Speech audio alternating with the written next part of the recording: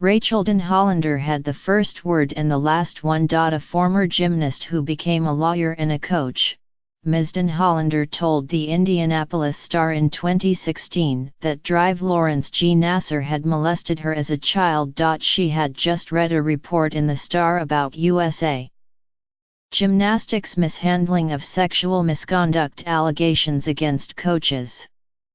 But no one had yet spoken up about Dr. Nassar, who molested young athletes for about 2 decades while pretending the abuse was therapy. The Star soon published an article about the doctor, based on reports from 2 former gymnasts.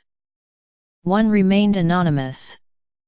The other was Rachel Den Hollander, front and center, all alone there. In a Michigan courtroom Wednesday, before Dr. Nassar received a prison sentence of 40 to 175 years for multiple counts of criminal sexual misconduct, Ms. Den Hollander, 33, spoke again.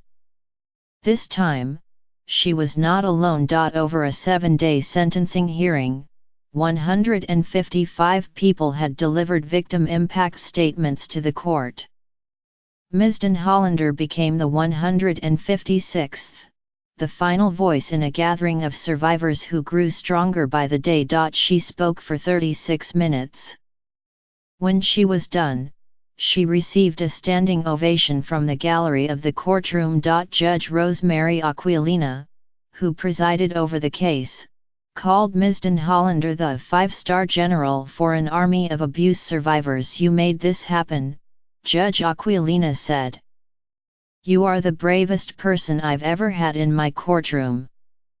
Ms. Den Hollander said her only choice was to stand up for what was right, no matter what it cost me.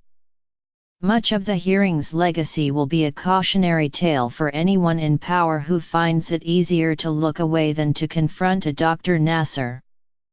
It will be about negligence and the incalculable harm caused by institutions that seem to prize self-preservation above all. But Ms. Den Hollander's appearance in court was ultimately a hopeful reminder about the power of a single person. She said she was a 15-year-old club gymnast when she started seeing Dr. Nassar at Michigan State, one of his employers, to treat a back injury in 2000. She stopped competing the following year. "He penetrated me, he groped me, he fondled me," she told the court. "And then he whispered questions about how it felt. He engaged in degrading and humiliating sex acts without my consent or permission." Later, she described the difficulty of learning to trust again even the doctors in the delivery room where she had each of her 3 children. "There was," she said, "a fear that hung over each birth as memories of Dr. Nassar cast a horrific shadow over what should have been an occasion of pure joy." Michigan State and USA Gymnastics, which made Dr. Nassar its longtime doctor for the national women's team, were culpable in this case, too, Ms. Den Hollander said. She mentioned that Dr. Nassar had used his phony medical treatments on her after 4 other women had complained about Dr. Nassar to employees in the MSU athletic department. When Ms. Den Hollander addressed Dr. Nassar, she remained stoic. She recalled the time he brought his young daughter to the office just so she could hold her. "You knew how much I loved children and you used your own daughter to manipulate me," she said.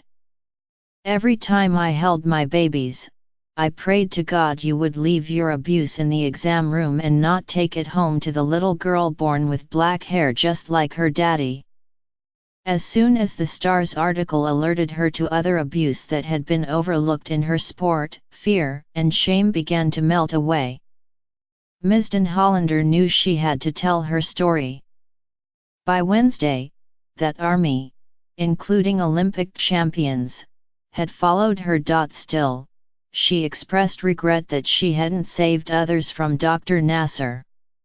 As a coach of young gymnasts, Ms. Den Hollander said she often worried that one of them would end up suffering, as she did, at his hands. She learned that one of her gymnasts, a 7-year-old, had been referred to Dr. Nassar, but assumed that he would not harm a child so young. She still wonders what happened during that exam. The family soon moved away, Ms. Den Hollander said, and I don't know yet if that little girl walked out the same that she walked in. There is still reason for worry, she said, pointing out that there had to be undetected predators like Dr. Nassar, still committing abuse. When she addressed the issue of Dr. Nassar's sentence, she repeated a phrase that should resonate: how much is a little girl worth?